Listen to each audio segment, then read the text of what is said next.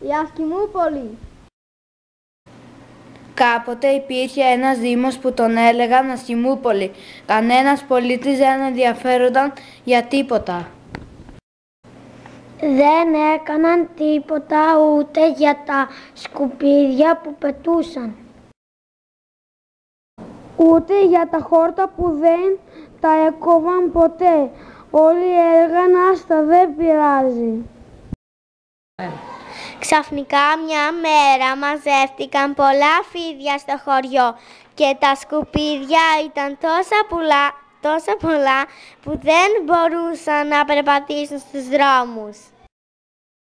Τότε αναγκάστηκαν να βοηθήσουν όλοι για να γίνει το χωριό όπως ήταν πριν. Ύστερα από αυτό κατάλαβαν ότι δεν μπορούν να ζουν έτσι και άλλαξαν. Αποφάσισαν να ενδιαφέρονται.